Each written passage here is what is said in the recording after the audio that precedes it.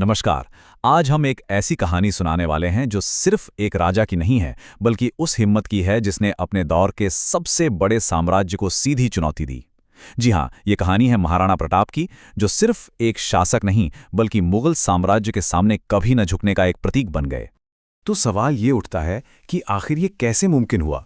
कैसे एक अकेला छोटा सा राज्य उस विशाल साम्राज्य के सामने डटा रहा, जिसने लगभग पूरे भारत को अपने कब्जे में ले लिया था? ये एक तरह से डेविड और गोलियत की वो क्लासिक कहानी है जिसे आज हम समझेंगे। तो चलिए देखते हैं कि आज के इस सफर में हम क्या क्या जानने वाले हैं। हम शुरुआत करेंगे एक राजा और एक साम्राज्य की टक्कर से, फिर समझेंगे उनकी नई युद्ध नीति यानी गुरिल्ला वॉरफेयर को, हल्दी घाटी की मशहूर लड़ाई की कहानी सुनेंगे, आज़ादी की कीमत को जानेंगे, दिवेर की निर्णायक जीत को देखेंगे और आखिर में प्रताप के उस अमर विरासत को समझेंगे जो आज भी जिंदा है। तो शुरू करते हैं पहले हिस्से से, एक राजा एक साम्राज्य। ये कहानी है मेवाड़ की उस जिद की जो कभी टूटी नहीं। आइए सबसे पहले ये समझते हैं कि दोनों ताकतों के बीच कितना बड़ा फर्क था। देखिए, इस टकराव में शक्ति का संतुलन बिल्कुल भी बराबर नहीं था। एक तरफ था अकबर का विशाल मुगल साम्राज्य, जिसके पास लगभग पूरा उपमहाद्वीप था, बेहिसाब दौलत और एक बहुत बड़ी ताकतवर सेना थी, और दूसरी तरफ महाराणा प्रताप का मेवाड़, एक अकेला राजपूत राज्य जिसके पास संसाधन भी कम थे और सेना भी छोटी। लेकिन एक चीज थी जो उनके पास बेशुमार थी, वो थी अपनी आज़ादी और मुगलों की गुलामी कभी स्वीकार न करने का जज्बा।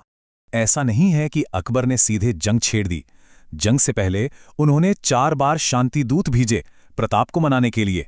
सितंबर 1572 में जलाल खान आए, फिर 1573 में मानसिंह, फिर भगवंत दास और आखिर में राजा टोडरमल। लेकिन नतीजा हर बार वही रहा, प्रताप का आज़ादी का संकल्प बिल्कुल अटूट था। और यहीं से कहानी एक दिलचस्प मोड़ लेती है। जब आप जानते हैं कि आमने सामने की लड़ाई में जीतना मुश्किल है, तो आप क्या करते हैं? आप लड़ाई के नियम ही बदल देते हैं। और यहीं हमें प्रताप की असली रणनीतिक सोच देखने को मिलती है। तो ये गुरिल्ला वॉरफेयर या छापामार युद्ध आखिर है क्या चीज़? देखिए, ये एक ऐसा तरीका है जिसमें सेना की छोटी छोटी टुकड़ियां अचानक हमला करती हैं, दुश्मन को नुकसान पहुंचाती हैं और तेजी से गायब हो जाती हैं।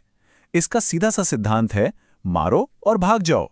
और महाराणा प्रताप वो पहले शासक थे जिन्होंने भारत में मुगलों के खिलाफ इस रणनीति का इतने बड़े पैमाने पर इस्तेमाल किया। प्रताप की ये रणनीति कोई तुक्का नहीं थी, बल्कि एक सोची समझी योजना थी। पहला कदम, सरप्राइज अटैक, दुश्मन पर तब हमला करो जब वो सोच भी न रहा हो। दूसरा, हिट एंड रन, यानी नुकसान पहुंचाओ और इससे पहले कि दुश्मन संभले वहां से निकल जाओ। तीसरा, अपने इलाके का फायदा उठाओ। अरावली की पहाड़ियों और जंगलों से बेहतर छिपने और घात लगाने की जगह और क्या हो सकती थी। और चौथा और सबसे जरूरी, स्थानीय लोगों का साथ। भील जैसी जनजातियों ने उन्हें खुफिया जानकारी और रसद पहुंचाने में बहुत मदद की। और अब बात उस जंग की जिसका नाम इतिहास में हमेशा के लिए दर्ज हो गया, हल्दी घाटी। वीरता की वो कहानी जिसने एक पूरी विरासत को गढ़ दिया। चलिए देखते हैं कि ये लड़ाई सिर्फ हार जीत से कहीं ज्यादा क्यों मानी जाती है। हल्दी घाटी की लड़ाई उस दौर की एक बहुत ही अनोखी तस्वीर दिखाती है। सोचिए, मुगल सेना की कमान कौन संभाल रहा था? एक हिंदू सेनापति, आमेर के राजा मानसिंह। और वो किसके खिलाफ लड़ रहे थे? एक और हिंदू राजा, महाराणा प्रताप के। वहीं दूसरी तरफ महाराणा प्रताप की सेना के सबसे आगे के दस्ते को कौन लीड कर रहा था? एक मुस्लिम सेनापति, हकीम खान सूरी।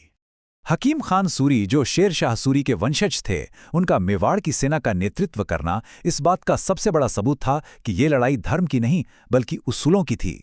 ये लड़ाई अपनी मिट्टी, अपनी आज़ादी और अपने स्वाभिमान के लिए थी। 26 फीट, सुनने में ये सिर्फ एक दूरी लगती है ना? लेकिन इस एक नंबर के पीछे वफादारी और बहादुरी की एक ऐसी कहानी छुपी है जो आज भी सुनाई जाती है। ये वो दूरी थी जो महाराणा प्रताप के वफादार घोड़े चेतक ने एक ही छलांग में एक बड़े से नाले के पार तय की थी। क्यों? क्योंकि उसे अपने घायल मालिक को सुरक्षित बचाना था।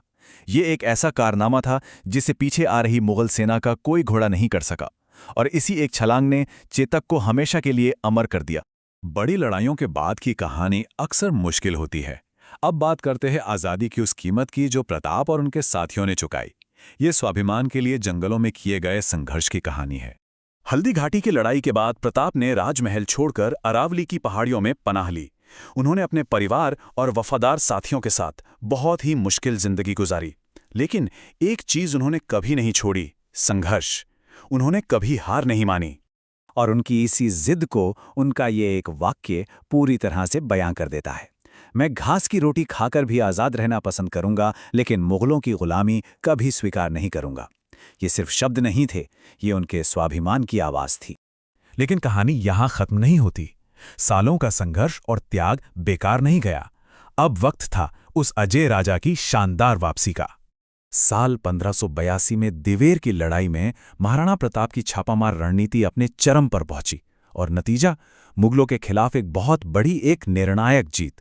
ये लड़ाई एक टर्निंग पॉइंट थी जहां प्रताप की रणनीति पूरी तरह से कामयाब हुई। दिवेर की जीत का असर जमीन पर साफ दिखाई दिया। प्रताप ने एक एक करके अपने राज्य के बड़े हिस्से आजाद करा लिए।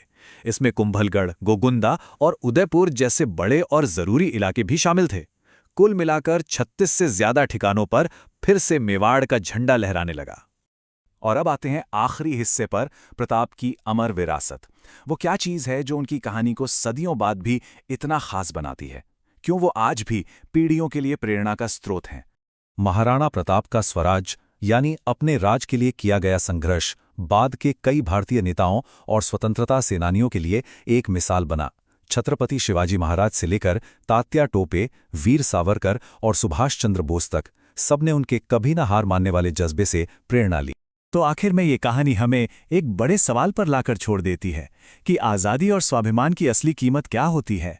महाराणा प्रताप की जिंदगी हमें दिखाती है कि यह कीमत बहुत बड़ी हो सकती है, लेकिन कुछ उसूलों के लिए ये कीमत चुकाना भी जरूरी होता है। ये एक ऐसा सवाल है जो आज भी हम सबको सोचने पर मजबूर करता है।